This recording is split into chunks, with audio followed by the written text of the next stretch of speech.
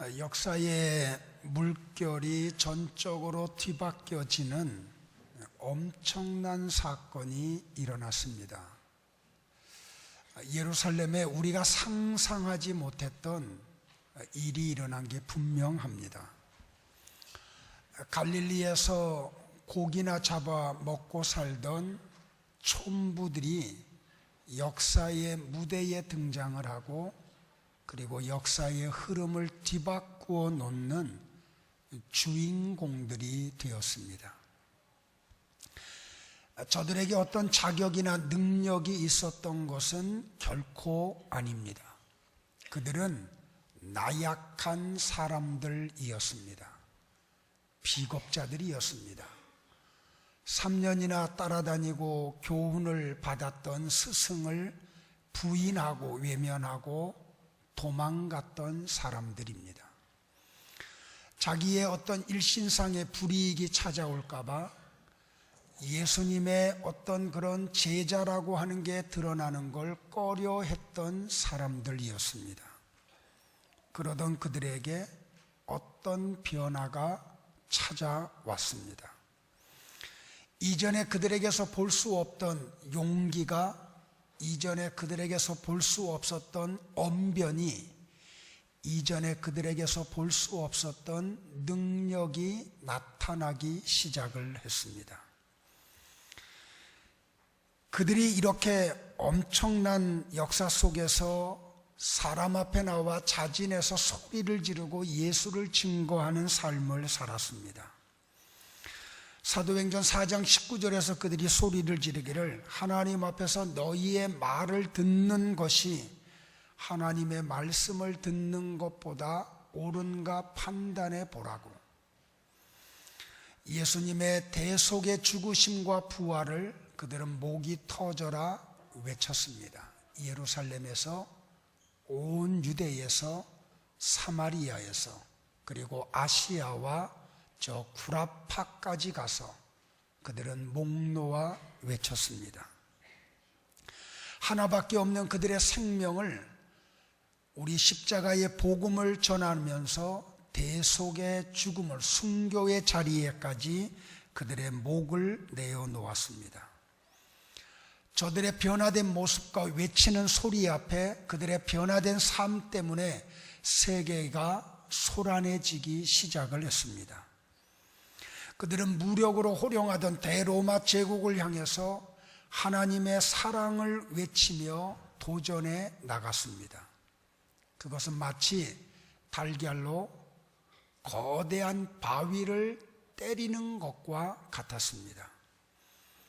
그러나 놀랍게도 힘이 없고 배운 것도 없고 추종 세력도 없는 갈릴리 촌부들에 의해서 역사의 흐름이 바뀌어지기 시작을 했습니다. 세계를 지배하던 모든 길은 로마로 통한다고 자부심을 갖고 있던 그 로마의 엄청난 변혁이 일어났습니다. 어떤 변화가 일어난 것이 틀림없습니다. 그것은 본질적으로 새롭고 어마어마한 어떤 변화임에 틀림이 없습니다. 무엇이 그들을 바꾸어 놓았습니까? 무엇이 그들을 그렇게 능력 있는 사람으로, 용기 있는 사람으로, 역사의 흐름을 바꾸는 사람으로 바꾸어 놓았습니까? 도대체 무엇이 그들에게 그런 놀라운 변화를 찾아오게 만들었습니까? 그것은 다른 것이 아니고 바로 성령의 임재가 그들 가운데 이루어졌기 때문이었습니다. 사도행전 2장 4절에 그들이 다 성령의 충만함을 받고 성령이 말하게 하심을 따라 다른 언어들로 말하기를 시작했다라고 말을 했습니다. 외국어 한번 배운 적 없는 이 무식쟁이들의 입에서 외국의 언어로 예수 십자가와 부활의 복음이 증거가 되었습니다. 그들이 마가의 다락방에 모여있는 120명의 성도 가운데 모든 사람들이 다 성령의 충만함을 받았습니다. 성령의 임재하심이 일어나자 그들은 하나님 앞에 사로잡힘을 당했습니다. 그들은 공동의 꿈을 꾸기 시작을 했습니다. 그 꿈은 사람들을 구원하고 하나님의 나라를 실현하는 것이었습니다. 그들은 공동의 목표를 이루기 위해 하나가 되었습니다. 출신 성분이 달랐지만, 그들의 어떤 직업이 달랐지만, 나이가 다르고 얼굴의 모양이 달랐지만, 그들은 성령 하나님의 임재 앞에서 하나가 되었습니다. 한 방향을 보았습니다. 한 목적을 이루기 위해서 마음을, 뜻을 하나로 묶었습니다. 사랑하는 성도 여러분들이, 나와 여러분이 믿음 생활을 하는데 사람의 힘으로 하는 데에는 한계가 있습니다. 사람의 힘으로 헌신하는 일에도 한계가 있습니다.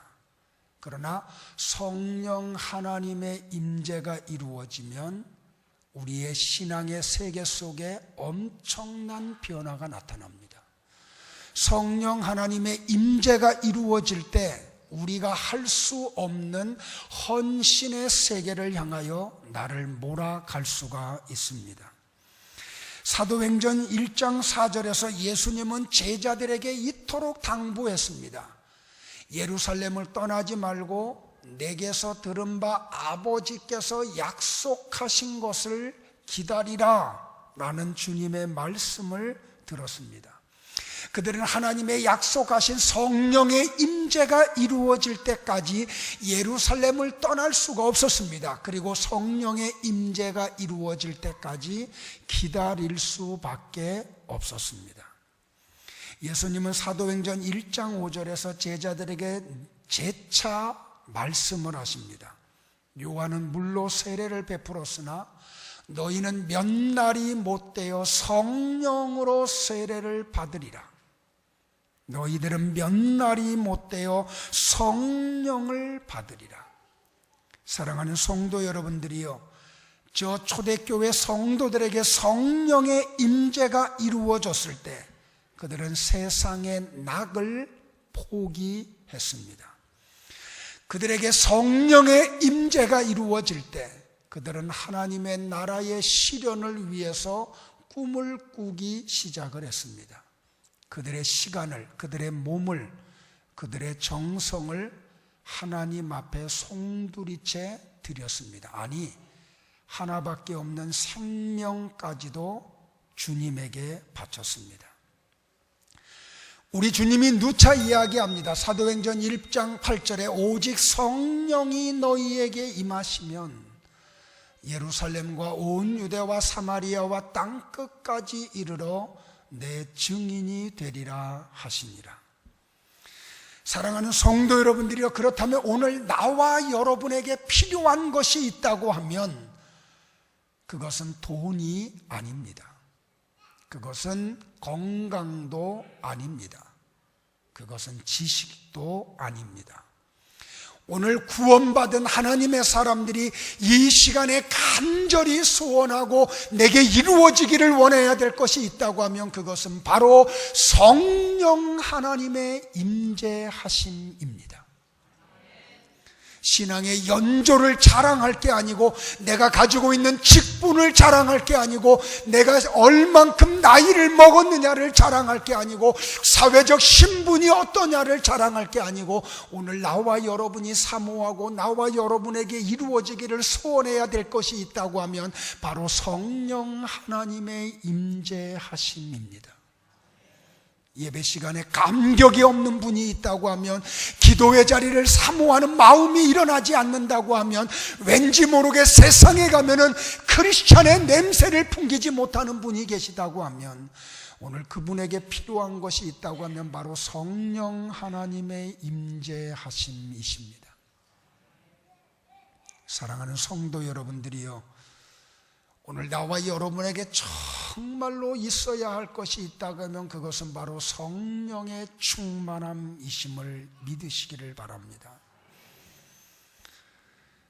오늘 그러면 이 사도행전 2장 오순절날 마가의 다락방에 임했던 성령의 임재하심이 어떻게 이루어졌는지를 우리가 추적해 가므로 나와 여러분도 이 120명의 성도와 같은 자세를 갖출 때 저들에게 임재했던 성령 하나님의 임재하심이 이 시대를 사는 나와 여러분에게도 이루어질 줄로 믿습니다. 우리 옆 사람들 한번 권면할까요? 잠자시는 분들 흔들어 깨우면서 성령의 임재 아래 놓이기를 바랍니다.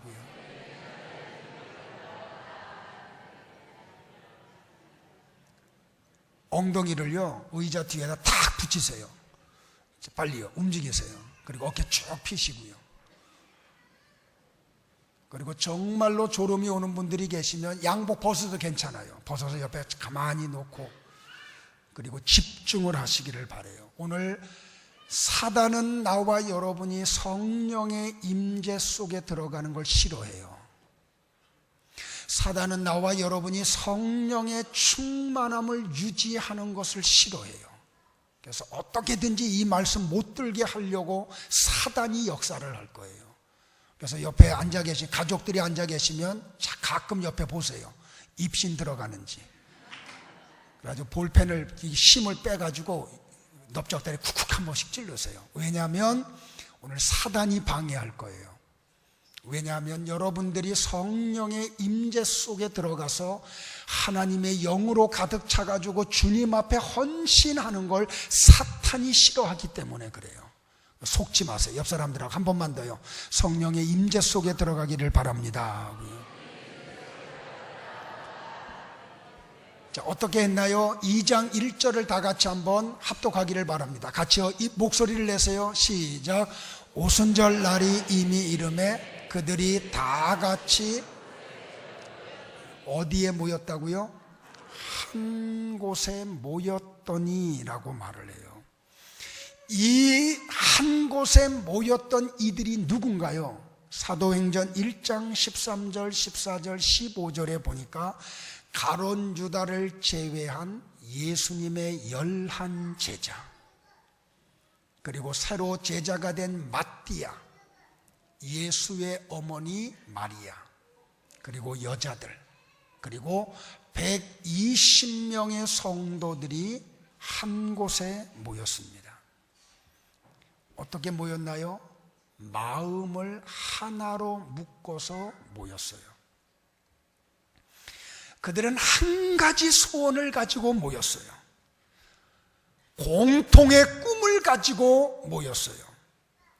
성도 여러분들 잊지 마세요. 모이지 않는데 역사가 일어날 리가 없어요. 성령의 임재함이 이루어지는 곳에 내가 그 공관계에 참여를 하지 아니하면 나는 성령의 임재함 속에 들어갈 수가 없어요. 성령이 충만하게 임재하는 곳에 내 육신이 가 있지 아니하면, 내 영혼이 머물지 아니하면 나는 성령의 임재와 성령의 충만함과 관계없는 사람이 될 수밖에 없어요. 성령의 임재하시는 장소에 나를 몰고 가는 것은 여러분 자신을 위한 여러분이 선택해야 할 가장 중요한 선택이라는 말이에요. 감람산에서 부활하신 예수님의 모습을 보고 흥분했던 사람들에게 성령의 임재가 이루어지지 않았어요. 그 부활한 주님의 모습을 보고 승천하시는 영광의 모습을 보고 있었던 감람산의 모든 사람들에게 성령이 임재하지를 않았어요.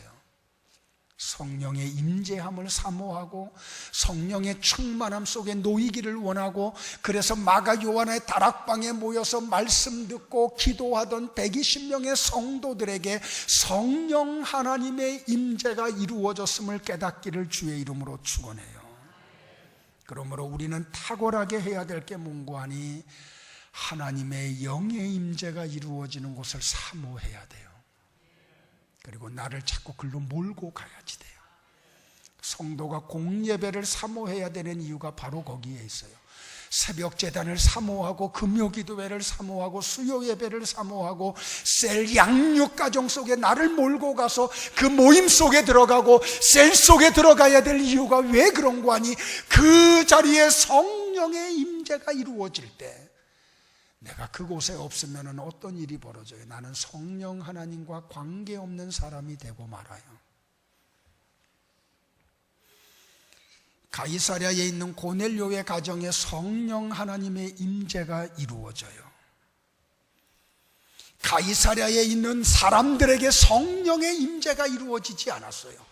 베드로 사도를 청해놓고 모여서 간절히 사모함으로 기다리고 있던 고넬료의 가정에 있는 식구들, 친척들, 가까운 친구들이 베드로의 설교를 들을 때에 그들 가운데 성령 하나님의 임재하심이 이루어져요. 예수님을 만났던 빌립이 나다나엘에게 한 말이 뭐예요? 와 보라고, 여기 메시아가 있다고, 여기 말씀이 계시다고. 사마리아 성 우물가의 여인이 예수님을 만나고 난 다음에 그 사마리아 사람들에게 가서 외친 게 뭐예요? 여러분들이여 내가 메시아를 만났습니다. 메시아가 우리 마을에 오셨습니다. 와보십시오. 여기 메시아가 계십니다. 그래서 예수님에게 온 사람들이 구원의 감격 속에 들어가지 않아요. 여러분들, 예수님에게 왔던 니고데모가 거듭나고 예수님에게 왔던 사마리아 사람들에게 구원의 역사가 일어나고 성령의 충만함을 사모하십니까? 그러면 성령 하나님의 임재가 이루어지는 장소를 사모하시기를 주의 이름으로 축원을 해요. 와야 합니다. 그래서 우리가 모여야 합니다. 그래야 거기에 성령의 임재가 이루어지고 변화가 나타나고 역사가 일어나지 않습니까? 그런데 여기 120명의 성도들이 모여서 무엇을 해요? 잡담을 합니까? 장기 두고 바둑 두고 농담하고 있습니까? 그들이 했던 일은 두 가지밖에 없어요. 하나는 기도를 합니다. 사도행전 1장 14절에 다 같이 한번 또 고백을 할까요? 고백합니다. 시작. 여자들과 예수의 어머니 마리아와 예수의 아우들과 더불어 마음을 같이하여 오로지 기도에 힘쓰니라. 그들이 어떻게 했다고요? 마음을 같이하고 오로지 뭐에 힘썼다고요? 기도에 힘썼다고요. 제가 요새 책을 한 권 보고 있는데 이번 비전 트립하는 시간 동안에 좀 짬을 내서 그 책을 좀 다 보려고 해요. 제목이 복음이라는 책이에요. 근데 이 책에서 저자가 탄식하며 하는 소리가 뭔지 아세요? 현대교회의 복음이 사라졌다는 거예요. 현대교회 강단에서 복음이 사라지고 있다는 거예요. 복음이 없는데 교회가 있고 복음이 없는데 사람들이 모인다는 거예요. 그래서 성도들로 하여금 값싼 신앙의 세계 속으로 몰아가고 있다고 탄식하는 책이에요. 제가 그 책을 보면서 뭘 느꼈는지 아세요? 현대교회의 기도가 사라지고 있어요. 성도들 속에서 기도가 사라지고 있어요. 하루 종일 식사기도 외에는 기도 한 번 하지 않는 성도들이 얼마나 많은지 몰라요. 교회에서 기도가 사라지고 있어요. 그러니 성령의 임재가 없는 성도들, 성령의 임재가 없는 교회들로 득식을 거리고 있잖아요. 오늘 여기 사도행전 2장의 예루살렘 교회와 성도들은 뭐를 해요? 마음을 같이하여 오로지 기도에 힘쓰니라. 수식어가 얼마나 기가 막힌지 몰라. 더불어 마음을 같이하고 오로지 기도에 힘썼다. 그들은 기도 외에는 다른 거에 관심이 없었다는 말이에요. 모여서 기도하는 곳에만 온 마음을 동원했다는 거예요. 바로 그럴 때 오순절날 성령의 임재하심이 더불어 마음을 같이하여 오로지 기도에 힘썼던 사람들 가운데 임재가 일어나요. 나는 우리 성도 여러분들의 마음이 바로 이런 기도의 골방이 되기를 바라요. 나는 여러분의 가정이 기도의 골방이 되기를 바라고, 여러분의 일터가 기도의 골방이 되기를 바라고, 우리 교회가 바로 그러한 기도의 골방이 되기를 간절히 소원합니다. 그래서 오순절날 마가의 다락방에 임재했던 성령의 임재하심이 여러분의 심령 속에 일어나고, 가정 속에 나타나고, 일터에 이루어지고, 우리 교회 위에 임재하는 역사가 있기를 주의 이름으로 축원해요. 사도행전의 교회는 한마디로 말하면 기도하는 교회였다. 사도행전의 책장을 넘겨보면 사도행전에 나타나는 성도들의 삶 속에 끊임없이 반복됐던 것은 그들이 모일 때마다 기도했다고, 모일 때마다 교제했다. 사랑하는 성도 여러분들, 저들은 혼자 기도하지 않았습니다. 함께 기도했습니다. 혼자 기도하는 게 얼마나 아름다운 일인지 몰라요. 그러나 우리가 한 마음으로 더불어 기도하는 게 얼마나 더 중요한지 몰라요. 한 사람의 기도보다 합심하는 기도에 더 능력이 있기 때문에 그래요. 그들은 힘써서 기도했어요. 기도에다가 생명을 걸었어요. 이 말은 무슨 말인고 하니, 오로지 기도에 힘썼다고. 이 말은 꾸준히 계속해서 기도했다는 말이에요. 주경학자인 로버슨이라고 하는 분은 이렇게 주석을 해요. 그들은 응답이 이루어질 때까지 기도에 집착했다. 사랑하는 성도 여러분들, 여러분은 이렇게 기도하고 계십니까? 많은 성도들이 기도에 너무 무관심하고 형식적인 기도 속에 얼마나 들어가는지 몰라요. 기도의 열기가 사라지고 있어요. 저는 여기 짐작하건대 마가 요한의 다락방에 모여서 120명이 기도할 때 그 공간계에 기도의 열기로 불이 붙었다고 생각을 해요. 사랑하는 성도 여러분들이여, 기도의 회복이 일어나기를 주의 이름으로 축원합니다. 여러분의 삶 속에 기도의 열망이 일어나기를 주의 이름으로 축원합니다. 기도의 세계 속을 들어가지 못한 분들이 계시다고 하면 오늘부터 기도가 얼마나 신앙생활에 필요한 건지를 깨닫고 여러분의 삶에 기도가 충만하기를 주의 이름으로 축원합니다.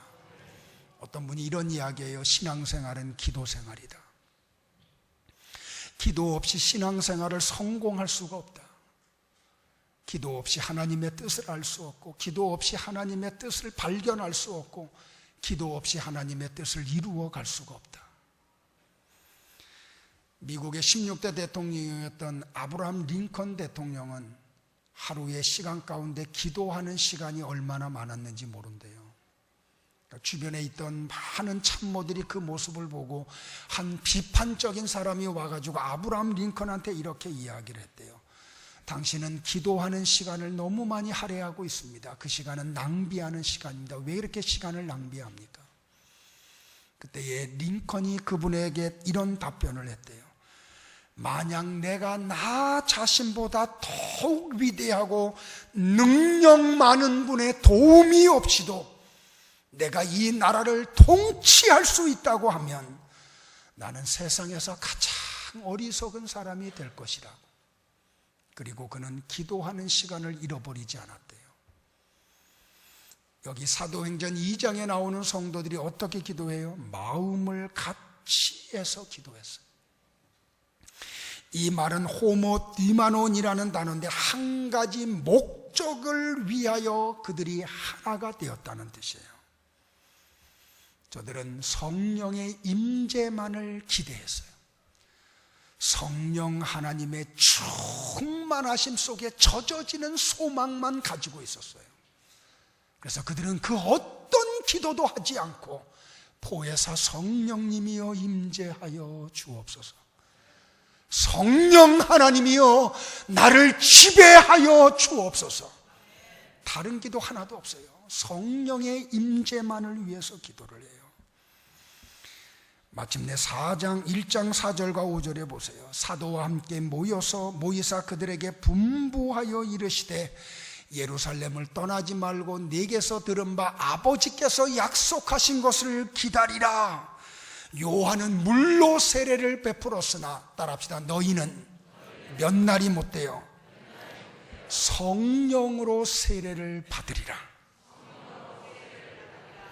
사랑하는 성도 여러분들이여, 나와 여러분에게 이 은혜가 있기를 주의 이름으로 축원합니다. 한 분도 빠지지 말고 성령으로 세례를 받으시는 은혜 있기를 주의 이름으로 축원합니다. 그러기 전에는요, 능력의 사람이 될 수가 없어요. 성령의 임재가 이루어지지 않고는 하나님의 세계를 볼 수가 없어요. 성령의 임재가 이루어지지 아니하고는 이 시대를 주의 뜻대로 살아갈 수가 없어요. 저는 요새 거룩한 두려움 속에 휩싸여 있어요.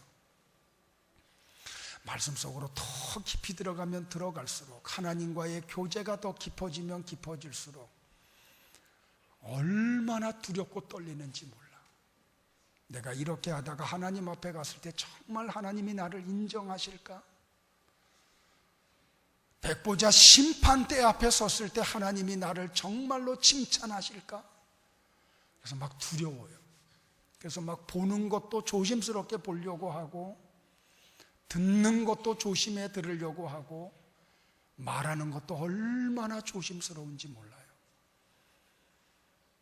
근데 성령 하나님의 임재가 이루어져야 우리가 하나님의 세계를 볼 수 있고, 성령 하나님의 충만함 속에 우리가 들어가야 주님의 음성을 우리가 들을 수가 있고, 우리가 성령의 충만함 속에 젖어져야 흔들리지 않고 이 믿음의 길을 걸어갈 수가 있어요. 그래서 끊임없이 기도해요. 끊임없이 말씀에 머물려고 하고. 오늘 성령의 임재는 우리가 구해야 할 가장 기본적이고 궁극적인 목표가 되어야 됩니다. 왜냐하면 성령 하나님의 임재하심은 성부 하나님이 나와 여러분에게 주시는 것 가운데 가장 좋은 것이 되기 때문에, 성령의 능력만 이루어지면 내 안에 임재하시는 능력의 하나님으로 말미암아 다른 것들이 해결이 돼요. 그래서 여러분들이 사모해야 될 게 바로 성령 하나님의 임재하심이에요. 성령 하나님의 임재만 이루어지면 우리의 삶이 더 풍성한 세계 속으로 들어가요. 마치 이 세상이 요란을 떨어도 저 깊은 바다가 잠잠해지는 것과 같은 우리는 평안의 세계 속으로 들어갈 수가 있어요. 저는 그래서 요새 성령 하나님의 임재를 사모해요. 충만을 소멸하지 않으려고 몸부림을 쳐요. 그래서 막 회개가 자꾸 터져. 예전에는 인터넷을 보면은, 용서하세요, 목사임에도 불구하고 그냥 여자들이 젖가리개 하나만 가리고 그냥 야삭구리한 팬티 하나만 입으면 거기에 눈이 갔어요. 제가 회개했어요, 여러분들. 그리고 가서 클릭도 한번 해보고, 자꾸 성령 하나님 앞에 회개를 하면서 거기에 관심이 올 때마다 자꾸 선포해요. 예수 그리스도의 이름으로 명하노니 더러운 곳에 눈길이 가는 내 눈은 멀을지어다. 거기에 관심을 갖지 말지어다. 자꾸 선포하니까요, 이제는 그게 눈에 안 들어와요. 관심도 없어요.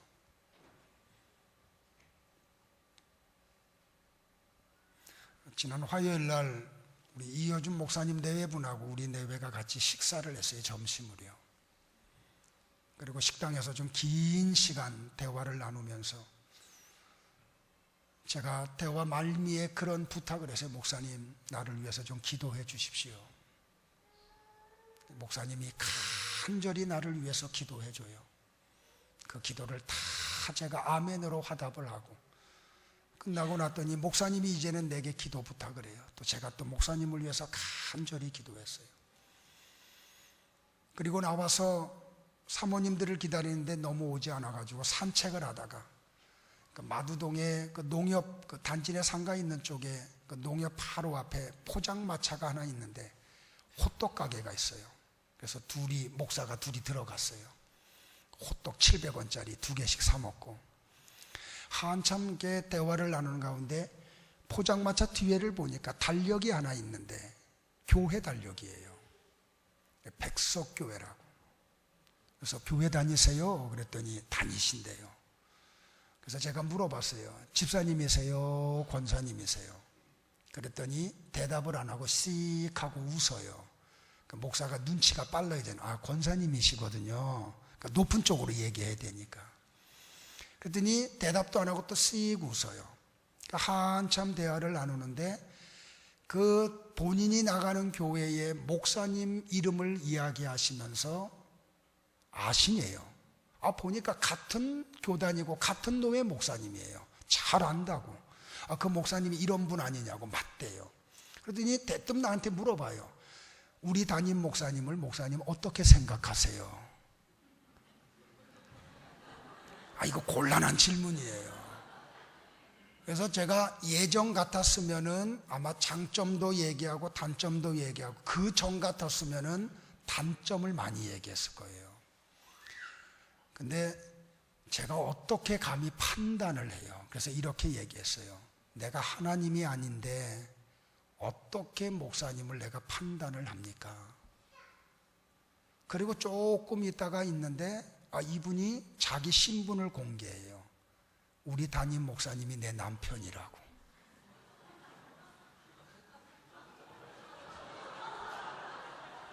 제가 만약에 뭐라고 평가했으면 어떨 뻔했어요.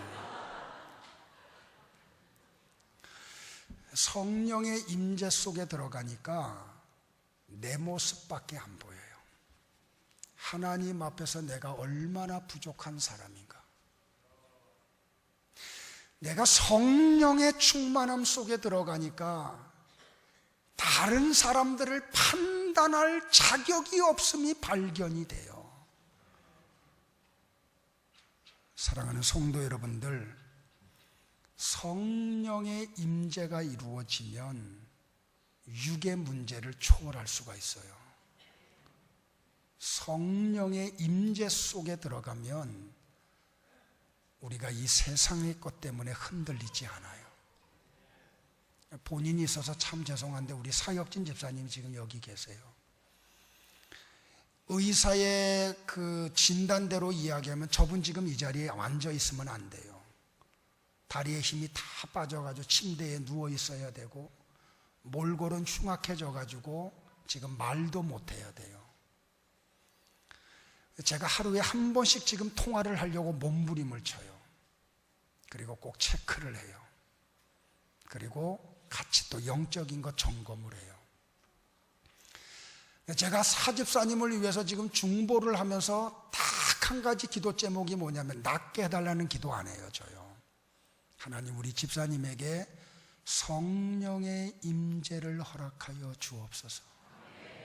성령 하나님 저를 붙잡아 주시고 충만하게 임재하여 주옵소서. 나는 그 하나님은 전지하시고 전능하신 분으로 믿어요. 그래서 지난 수요일 날 같이 어느 곳에 같이 우리 부부랑 같이 가면서 제가 그런 얘기했어요. 집사님, 하나님 앞에서 사명 발견하세요. 그러면 당신 이 병으로 암세포가 아무리 당신의 몸을 다 덮고 있어도 죽지 않아. 선포했어요. 성령의 충만이 이 시대의 성도들에게 필요해요. 기도를 통해서 이루어져요. 또 하나 그들이 뭐 했냐면 그들은 설교를 들었어요. 사도행전 1장 15절과 16절을 다 같이 한번 합독을 하겠습니다. 같이 봅니다. 시작. 모인 무리의 수가 약 120명이나 되더라. 그때에 베드로가 그 형제들 가운데 일어서서 이르되 형제들아, 성령이 다윗의 입을 통하여 예수 잡는 자들의 길잡이가 된 유다를 가리켜 미리 말씀하신 성경이 응하였으니 마땅하도다. 지금 베드로가 구약 성경을 가지고 말씀을 대언하고 있어요. 하나님의 말씀이 선포된 대로 그대로 이루어졌다고 선포를 해요. 그건 가론 유다에 대한 설교였어요. 여기 베드로가 유다를 비난하고 조롱하기 위해서 그의 이름을 들먹거리며 설교한 게 아니에요. 과거에 하나님이 말씀하신 내용이 그대로 성취되었음을 선포하고 있어요. 사랑하는 성도 여러분들, 이 말씀의 세계 속에 들어갈 때에 성령의 임재가 그들 가운데 이루어져요. 저는 이 본문을 보면서 제게 두려움이 있어요. 죄의 결과가 얼마나 비참하다는 사실을. 근데요, 자꾸 제가 영의 세계 속에 들어가면 들어갈수록 사단이 얼마나 교묘한지 몰라요. 나를 자꾸 타락시키고 하나님의 신비한 세계에 못 들어가게 하려고 하진 방법을 다 동원해서 우리를 하나님의 세계에 못 들어가게 만들어요. 근데 우리가 그걸 몰라. 너무 많이 몰라. 저도 몰랐어요. 그래서 요새는 계속 선포하는 삶을 살아요. 악한 생각이 떠올라오면 예수님의 이름으로 선포하느니 내 머릿속에 자꾸 생각나는 악한 생각은 내게서 떠나갈지어다. 자꾸 사람을 판단하려고 하는 마음이 들면은 자꾸 선포해요. 예수 그리스도의 이름으로 명하노니 사람을 판단하고자 하는 내 마음은 내게서 의로움은 떠나갈지어다. 자꾸 음란한 게 자꾸 생각나잖아요. 목사임에도 불구하고 예쁜 여자 지나가면은요, 가다가 한 번 더 돌아보고. 저 정말 그랬어요. 인터넷 보면은요, 왜 이런 게 참 많은지요. 신문을 그렇게 해도 그런 게 너무 많아. 예전에는 그런 거 봤어요. 근데 이 두려움, 성경의 말씀 속에 들어가니까 언젠가 하나님이 심판을 할 텐데, 그게 막 두려움 속으로 오니까는 요새는요, 여자가 지나가도 안 보려고 몸부림을 쳐요. 주여, 안 보게 해 주옵소서. 그리고 요새는 어떤 기도하냐면, 주님, 할 수만 있으면 예쁜 여자가 내 앞에 안 지나가게 해달라고. 남자라요, 어쩔 수 없잖아요. 근데요, 자꾸 나를 이렇게 몰아가니까 하나님이 나를 자꾸 지켜주세요. 이제는요, 인터넷, 컴퓨터를 켜고 인터넷 속에 들어가도 그런 게 안 들어와. 텔레비전을 켰다가 막 이상한 거 나오면은 주요 하고 막 채널 돌려요, 빨리. 그래서 요새는 가능하면 스포츠만 보려고, 뉴스하고 스포츠만 보려고 해요. 스포츠도 여자들이 하는 건 안 보려고 하고, 남자들 종목만 보려고 하고. 성도 여러분들, 여기 베드로가 구약 성경 가론 유다에 대한 설교를 함을 통해서 그들이 그 말씀을 듣는 가운데 성령의 임재하심이 일어나고 말아요. 이 뒤로부터는요, 시비 걸지 않아요. 그들은 한 가지 꿈을 꿔요. 하나님의 나라에 대한 소망으로 가득 채워요. 어떻게 하면 이 복음을 전할까를 몸부림을 쳐요. 사랑하는 성도 여러분들, 말씀을 정리하겠습니다. 이 시대를 살아가는 나와 여러분에게 가장 필요하고도 긴급하게 필요한 것은 성령님의 임재하심이에요. 여러분의 가정의 구성원들에게 지금 가장 필요한 것은 한 사람 한 사람 위에 성령의 임재하심이 이루어지는 거예요. 우리 교회 위에 지금 가장 필요한 것은 성령의 임재하심이에요. 사랑하는 성도 여러분들, 우리가 성령의 충만함 속에 들어가지 아니하고는 위에 거 찾을 수가 없어요. 하늘에 게 보이지가 않아요. 지난 주간에는 기쁨과 슬픔이 교차했던 한 주간이었어요. 기뻤던 이유는 나의 동역자인 사랑하는 우리 노종인 목사님 교회의 수요 예배와 목요일 새벽 예배를 같이 드리면서 은혜를 나눈 거였고요. 나를 슬프게 했던 것은 내 후배 목사님의 사모님이 43살의 나이에 지난 목요일날 하나님의 부름을 받은 거예요. 저는 그 장례 예배를 참석하면서 43밖에 되지 않은 사모님, 5명의 자녀를 놓고 떠나는 사모님의 모습을 보면서 한쪽 편에서는 위로가 있지만 또 다른 편에는 아픔이 있었어요. 언젠가 나도 저 죽음 앞에 갈 텐데 내가 성령의 충만함 속에 들어가지 아니하고 영의 세계를 보지 못하고 영의 세계를 듣지 못하고 하나님의 뜻을 헤아리지 못하고 이렇게 흘러가듯이 하루하루 살다가 마지막 날에 죽음을 맞이한다고 하면 나는 하나님과 관계없는 목사, 하나님과 관계없는 사역을 한 거잖아요. 이 시대에 나와 여러분에게 정말로 필요하고 긴급한 게 있다고 하면 성령 하나님의 임재 속에 들어가는 거예요.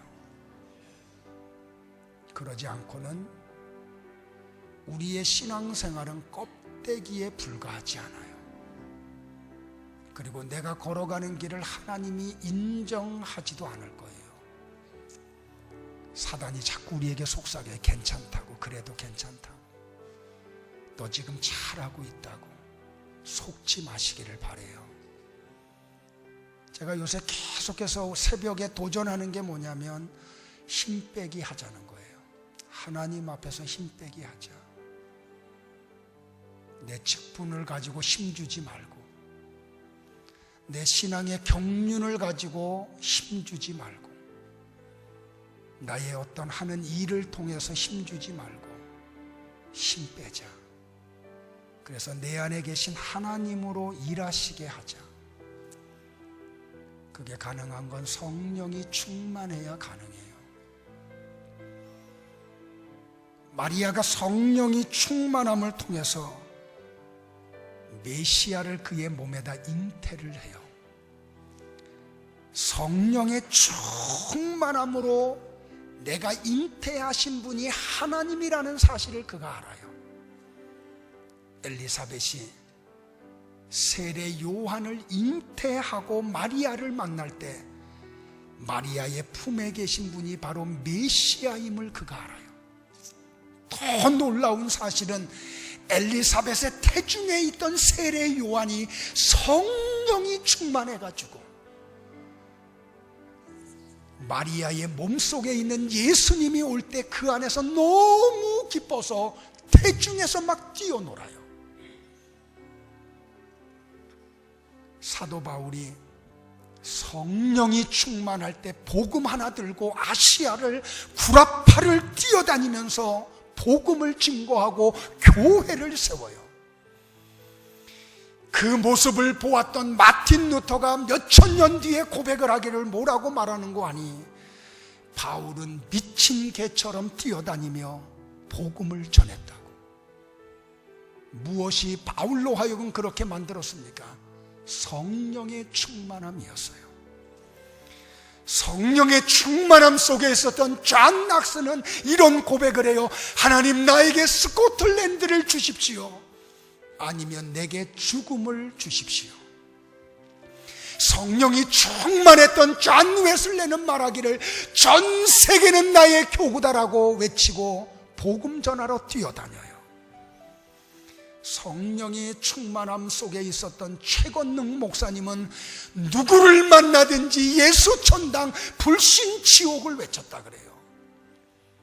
그분이 한 번은 성령이 충만하여 밤길을 지나가는데 뭔가 바스락거리더래요. 그러자마자 소리를 지르기를 예수 천당 불신 지옥.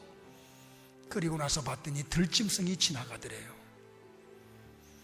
사랑하는 성도 여러분들, 기독교는 이론의 종교가 아니고 체험의 종교예요. 나와 여러분이 이 시대에 체험해야 될 게 있다고 하면 바로 성령의 충만함 속에 들어가는 거예요.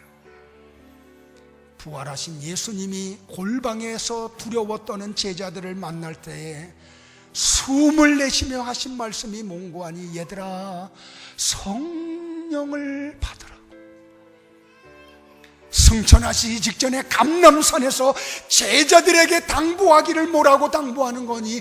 얘들아 성령의 능력을 받으라고. 사도 바울은 에베소 교회 성도들에게 권면하기를, 성도들아 술 취하지 말고 오직 성령의 충만함을 받으라고.